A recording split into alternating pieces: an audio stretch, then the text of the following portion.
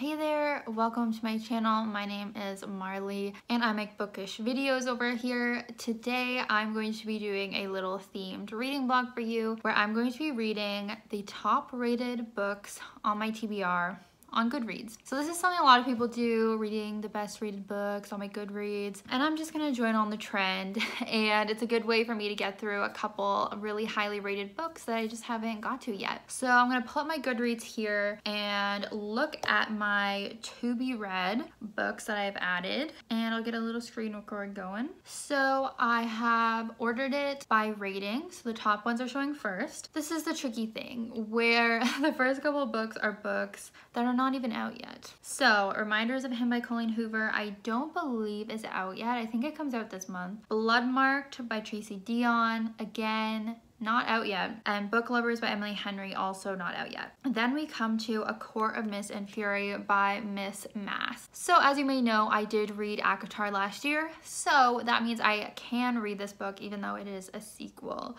So this is going to be the first book that I'm going to read this week. Maybe not the first one, but this is going to be one of the three that I'm going to choose. Next we have I Kissed Shara Wheeler by Casey McQuiston, another book that is not out yet, but for some reason people give reviews. Then we have Obsidio, which is in the Illuminae files. I have not read this series, so I cannot read the third one. Similar, next we have Muse of Nightmares by Laini Taylor. I have not read Strange the Dreamer yet, so we can't do that one. Then finally we have The Love Hypothesis by Ali Hazelwood. This one I can read because it is a standalone romance, although it says it's #1, so I don't know if she's doing a series, but probably just companion books. So this is exciting because this is a super hyped up romance book, so I'm very excited that I'll get to read that one. Again, we have another in the Illuminae files. I really got to get to that series. They are very highly rated. A Court of Wings and Ruin, which of course I can read after I've read the second one. Rule of Wolves by Leigh Bardugo. I haven't read this yet, but I'm waiting for the paperback to come out before I buy it, so we're gonna skip that one. Ignite Me by Tahira Mafi. Haven't read this series, so I can't read the third one. Light from the Gone series by Michael Grant. This is a series that, yeah, I don't think I ever read this last book. I read it when I was a teenager, and I think I just like forgot about the last book, so that's why I still have it here. But again, like I don't really feel like finishing off that series right now. So that means King and the Dragonflies by Kacen Callender is going to be our third and final book for this vlog. So this I know is a middle grade contemporary book about this boy named King, and I think about him dealing with grief and loss and also with his sexuality and identity. So should be a good one. I am sad though, I really want to read Cemetery Boys, which is on here as well. The fourth in the Amber and the Ashes series, A Man Called Ove, which I really want to get to. Anyways, but those are going to be the three that I'm going to read, so let's get into the vlog.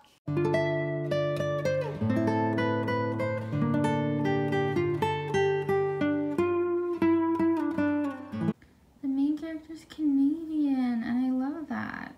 Hey guys, Happy New Year! It is the first day of 2022.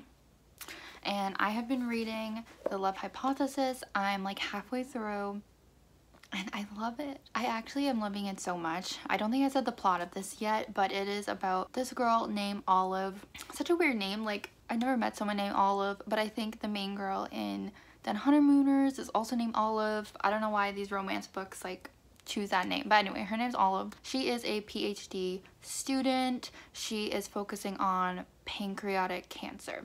Anyways, then her best friend An is interested in dating the guy that she had just been involved in, and her friend doesn't want to betray her by dating him, so she's trying to convince her friend that she doesn't actually like him. So she randomly kisses this other guy to like act like she's on a date with someone else. This other guy ends up being a professor named Adam, and he is known as like the meanest professor there. Like he's very young and smart and successful, but like mean to everyone, makes them cry, his students hate him kind of thing. Anyways, they decide to fake date to convince her friend that she's, you know, over this other guy, so her friend will date him, and then it's going to help him out too because they won't give him some grant. Like the upper people at the school won't give him a grant because they think he's a flight risk, that he might like leave the school, and so if he's dating someone at the school, it will make it seem like he is not trying to leave. I feel like in a lot of fake dating stories, it's like a very weak reason that they're fake dating. That's what makes it kind of cute, because it's like, you don't have to keep fake dating, but they grow to like each other, so then they want to. Anyways, it's just so cute because he is very grumpy and she is sunshine. It's a grumpy sunshine trope, which I love. And it's an I hate everyone but you trope because he is mean to everyone except her, basically. But he's not too mean where I dislike him. You kind of understand that he's just a harsh professor and just kind of like is realistic to his students, wants them to be their best kind of thing. But he's actually really sweet towards her. Anyways, it's just so cute. I think her friend, I don't know, I thought her friend was like onto her that it's fake, but actually it's at that point where like everyone's realizing that they actually do have feelings for each other, just the way they act around each other, and she's like in denial about it because she's like, no, it's fake. It's like, no, it's not. Yeah, I don't even know what to say, but you guys might know I'm not that big on romance books. Like, I don't read a ton of them, so when I actually am loving one, I think it really shows how good it is. So I'm very excited to keep reading, but so far I really recommend this. I also want to say there's some like demi representation here because Olive has never really had feelings for anyone or like sexual attraction for anyone until him.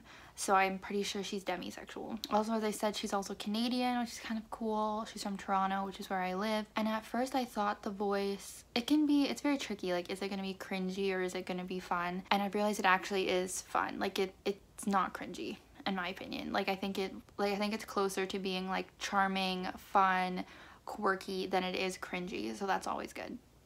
So I finished The Love Hypothesis. It was so good. Like, I see why it is one of the top rated books on Goodreads for me because, wow, I'm a little torn between 5-star and 4.5 just because I don't think I've ever given a romance 5 stars. It just seems like too much. But yeah, it's gotta be one of my top favorite romances. It was so good. There's a lot of miscommunication. There's a ton of miscommunication going on, but we know that happens in like every romance. So, you know, you just gotta like buckle in, be prepared for that, know that it's just gonna, you know, work out in the end. Definitely some frustrating moments for sure, but I really enjoyed it. I like that it focused on like women in STEM. The author herself like works in academics and all that, so she has that personal experience. I think it's actually pretty cool that she got into like writing fan fiction for Reylo and other things like Star Trek and Star Wars, and then that led to her getting a book published. I think that's pretty cool. I really look forward to the rest of her books. Now I can join in on all the hype that people have for her because I just really liked her writing. I think the romance was super likable, both of the characters, and then the chemistry and everything between them was just so cute. The tension, like everything was perfect. There were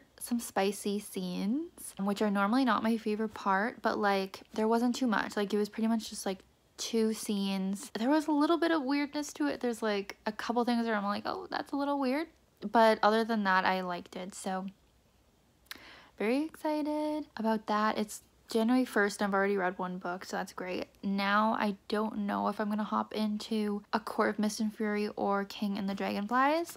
I'm thinking maybe King and the Dragonflies just to mix it up.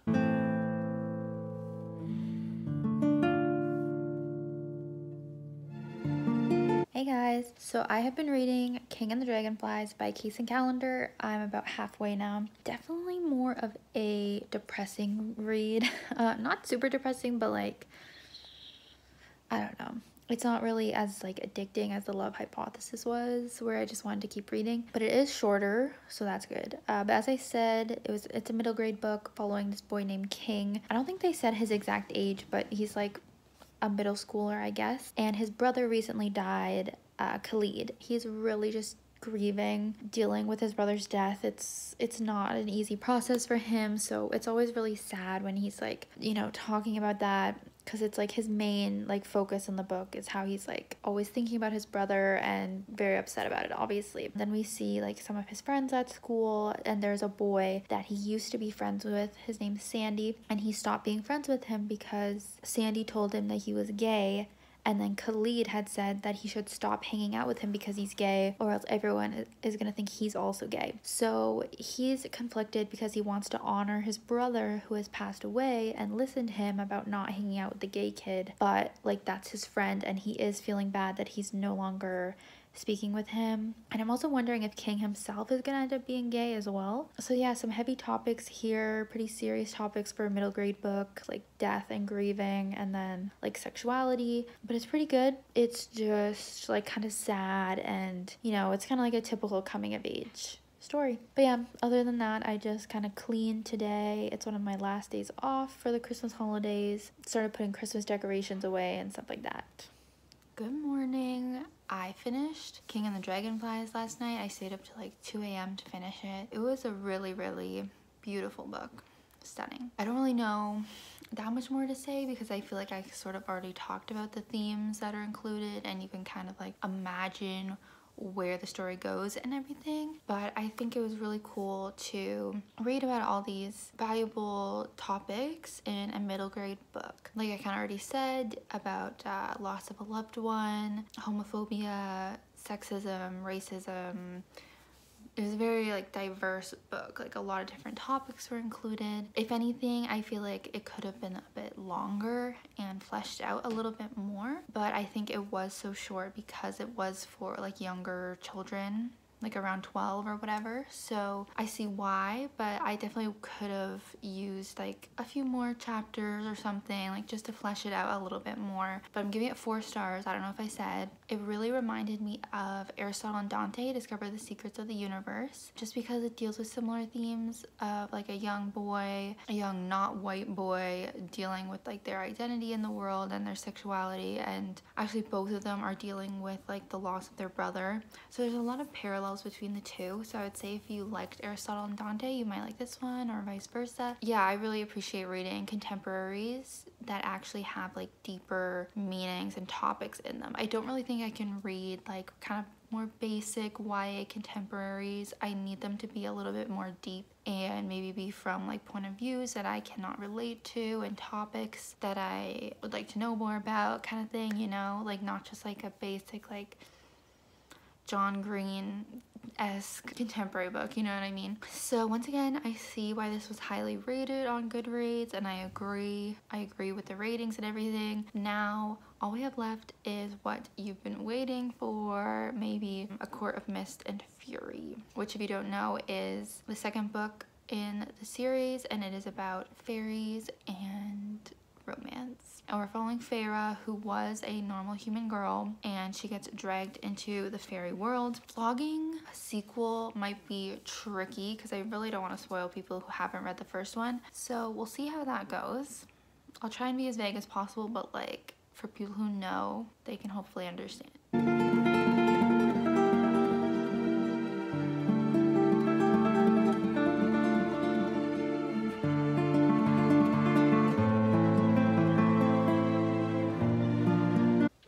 So I have been reading A Court of Mist and Fury. I'm like 150 pages in, and I'm loving it. Like, it's actually so good. And I was scared because I have not enjoyed quite a few of her books, like in the Throne of Glass series, and I had to DNF Crescent City like last month.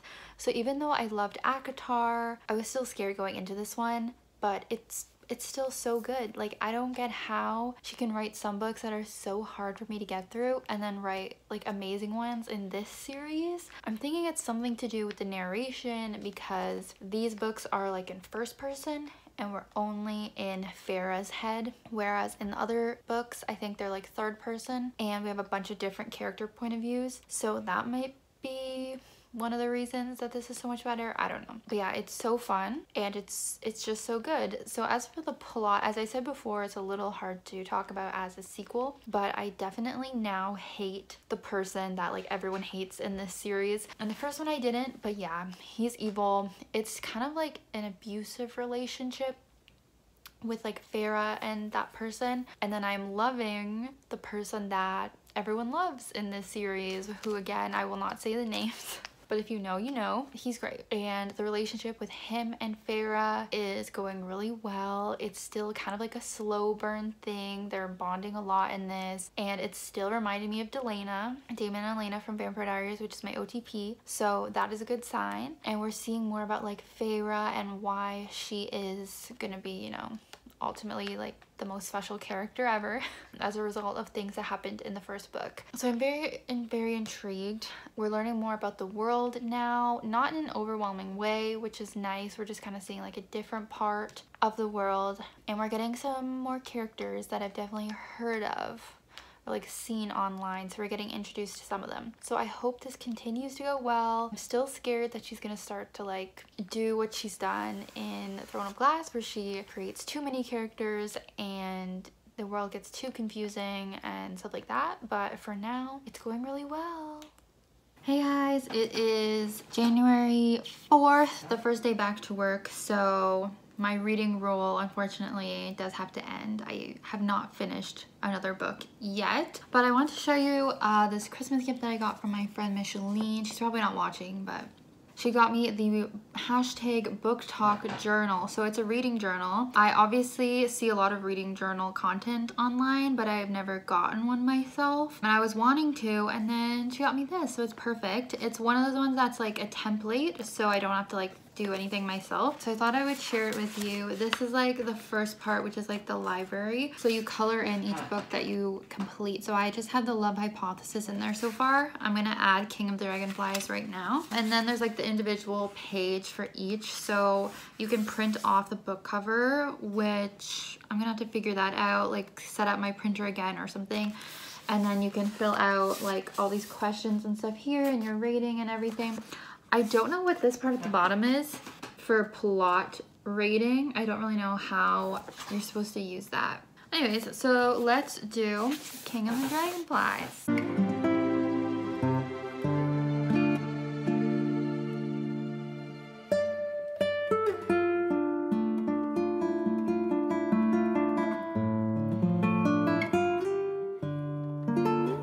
So I don't have a ton to say, but I thought I should update because I'm now, what am I, 400 pages in? Yeah, and I'm still loving it. It is so fun. I am like addicted to reading it. This is only day 2 of reading it, by the way, and that's how far I am. The main thing is that I'm still loving Farah, and I'm just gonna say it. I'm just gonna say some names. Farah and Rhysand. They are like, they might be OTP level for me, because as I said, I'm 400 pages in and I still haven't kissed yet, and I love that.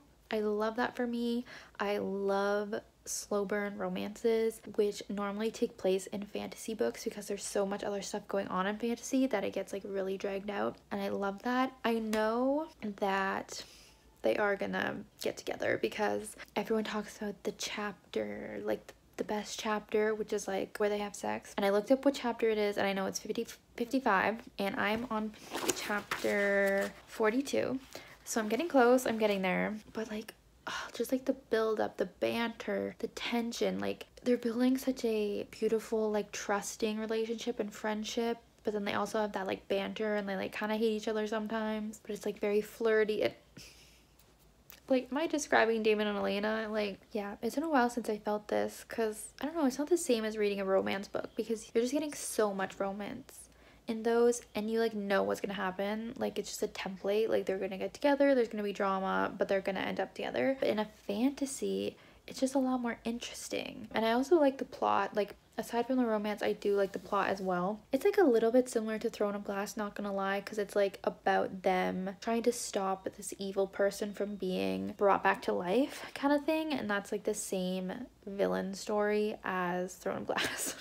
It's very similar, but okay, it's Sarah, it's fine. I'm also just liking all the characters, and we're getting to see the night court. Originally, we only saw the spring court really in the first book. We're seeing the night court, and we've seen the summer court. And I actually quite like the characters in the summer court as well. So I'm very excited to keep seeing the rest of the world in the rest of the series. But yeah, I just thought I would check in. Maybe I will not check in again until I finish it, or maybe after chapter 55. No, I hate this. I hate this. I don't want to hear about mates. I really don't. I really wish that wasn't a thing. It's just so like cringy and like I don't need them to be like destined and made for each other. Sorry, spoilers.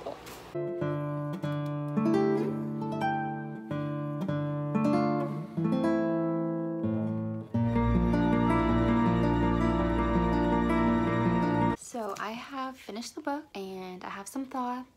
I do have some thoughts. I think I will have put like a spoiler warning or something just because I want to get into a little bit of spoilers. Some people might not want to see them. Most people probably have read this or don't care about spoilers at this point, but as you guys saw, I was loving this book. It was perfect. And then the mating happened. Basically in this world, you get mated with someone. It's kind of like imprinting in Twilight. It's just like you are fated to be together. And I realized that is a trope that Sarah J Maas does. And I'm realizing that I don't like that trope. I guess I haven't really seen it too much recently other than her books. But yeah, I don't like it. I just feel like it really takes away from the significance of the relationship when you just go, oh, you were like fated to be together. It's kind of like nothing else mattered in their relationship, that they were just destined to be together. It's almost like all the development and the nice building of their friendship and the tension and everything, it just doesn't feel as special when it's like they were destined to be together no matter what. And then it sort of takes away from the rest of the book because you know that they're just gonna end up together. Like there's no more stakes in it. You're just like, well, they're fated,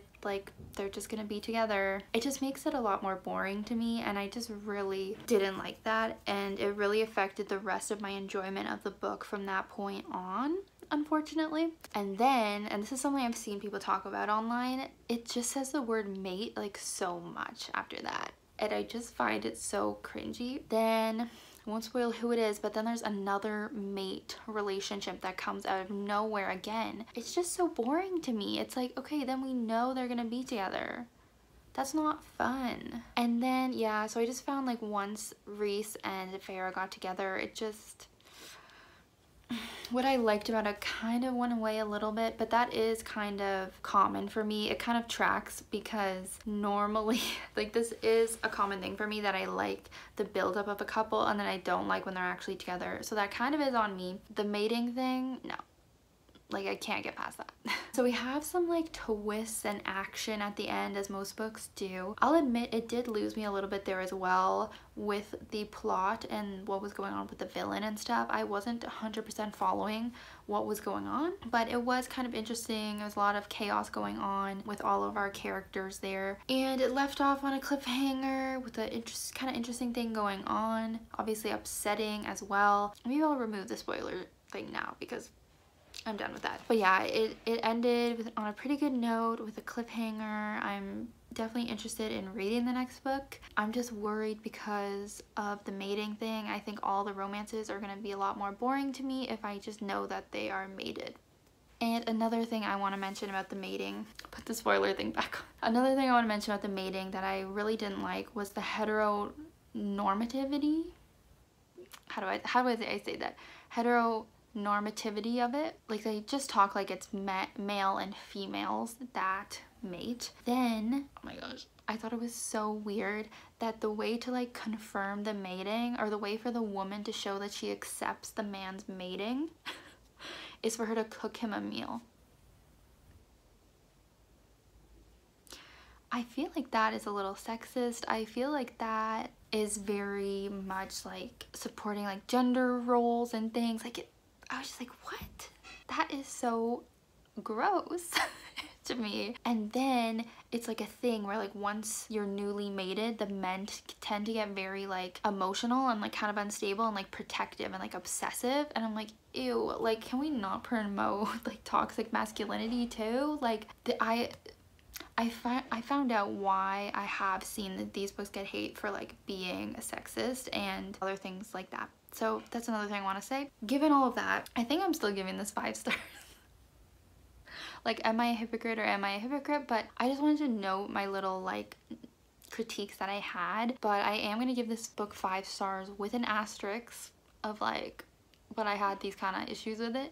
Just because for like 400 pages of it, which is most of it, I was in love, as you guys saw. The fact that I read this long book in 3 days maybe that's normal for some people, but I wouldn't normally read a book this long in 3 days. So I just have to go with how I normally rate things, and that's based on vibes.